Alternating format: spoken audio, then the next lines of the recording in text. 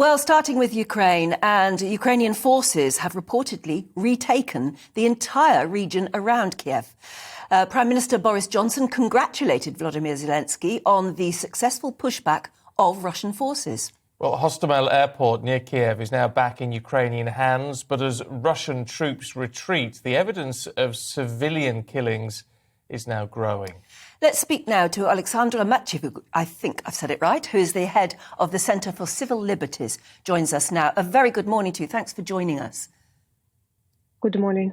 Good morning. On the one hand, it appears to be good news that the Ukrainian forces are retaking areas and that the Russians in many areas are seen to be retreating.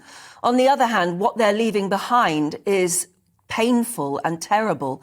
What's your thoughts on that this morning? I'm a human rights lawyer, but maybe I will say like a human being, because I'm in a shock.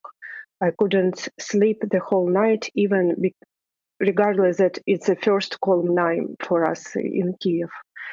They killed innocent civilians, and if you see these horrible videos where the people lay on a street near their houses with their arms tied back under their back, ties under their back, they were gunning down. I really don't understand for what, why they have to do such things with locals. It's war crime, because according to international humanitarian law, army has to fulfill the norms of law, and it has to be a distinction between military and civilians. It's obvious that they are civilians. I really don't understand. I don't know how to describe it.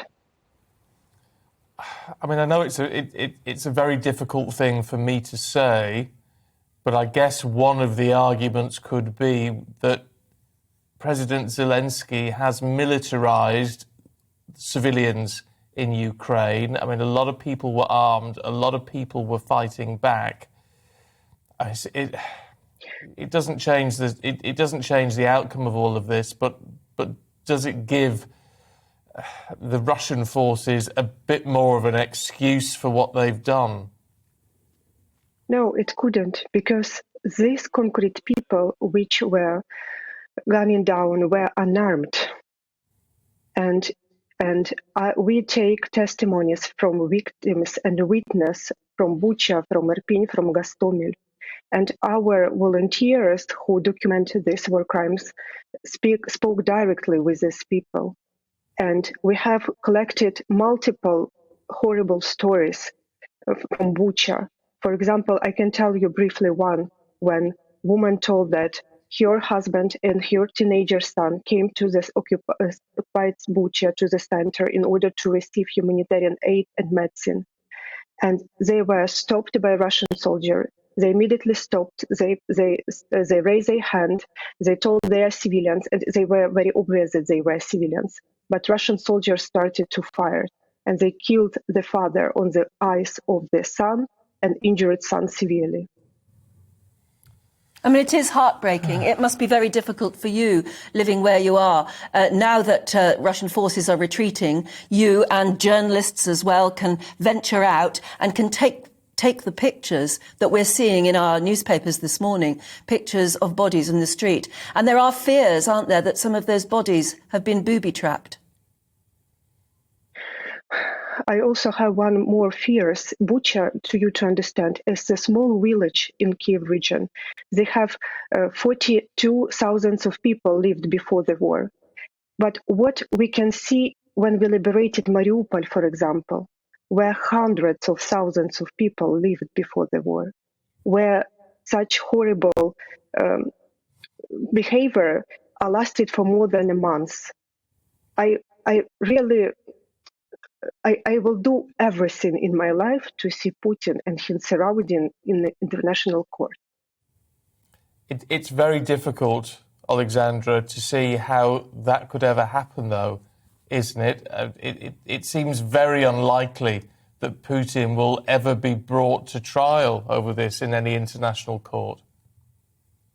but it has to be done finally, because everything which we see in Ukraine is a result of total silence of international community and inaction of international community. I just remind you that Putin used chemical weapon against civilians in Syria, and he wasn't punished. Putin wasn't punished for everything which he did in Georgia. Putin wasn't punished for everything which he did in Chechnya.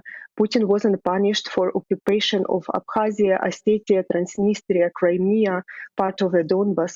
And it's growing his appetizer more and more. And if we will not be able as international community to stop Putin, it's only a matter of time which next country will be a target. Well, certainly your people, the Ukrainians, are determined that that should happen. The President Zelensky is determined that that should happen. But the war isn't over yet, is it? Even though Ukrainian forces are doing well, and as we said, in many areas, the Russians appear to be withdrawing, we don't know what's going to happen next. It must be very painful for you. Yes, the war is going on, and we are waiting that if Russian troops will be successful on another spot where now they are going, they will return to Kyiv. But I'm love the whole Ukraine. For me, the whole part is very painful. It's very painful to see what's going in Mariupol. It's very painful to see what's going in Kharkiv region. It's very painful to see what they done even in Western region. There is no safe place for Ukraine, for people, for current moment.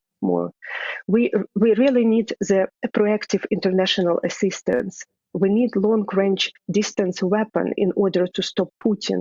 We need fighter jets, we need tanks, we need artillery, we need air defense system, and we don't get any. And it's very surprisingly for me, because if there is a huge wave of solidarity around the world, why it can happen that after a month of struggle of Ukrainians, we're still unarmed? Well, it's an important question. We haven't really had an answer to that yet. Oleksandra Matviichuk, really appreciate your time today. Yeah, thank you for joining us. Thank you. And thank you very much, yeah. I mean, it's horrific. It's absolutely voice, horrific. I mean, it's when you discover what has been left behind. And that's what is in the Sunday newspapers today. Some awful-looking photographs. But also, she brings forward again that idea: why has the international community not done? We've provided a lot of weapons, but not what they keep asking for. But not what they ask for. But then there is that question: as if we do that, does it make things much worse? Yeah, is it in effect NATO getting involved in the conflict, which then changes the dynamic considerably? I mean, you can't win in this, can you? This is the problem. I'm glad I'm not in power. Wouldn't know how to respond, would you? No. I mean, we're looking at pictures there of people in various places in the Ukraine who are just having to get by, living in the basements of burned-out buildings. And there's a huge shortage of food now as well. So they still are in desperate measures, although strategically, as far as the military is concerned, they appear to be fighting back very successfully. They do. But even if they are ultimately successful in this, what next for the country? What do they go back to? Yes. I mean, there's going to have to be a huge international effort of rebuilding, which is going to take years. And always with the threat of what Russia is planning next. Well, more analysis on that coming up, of course, throughout the course of the day.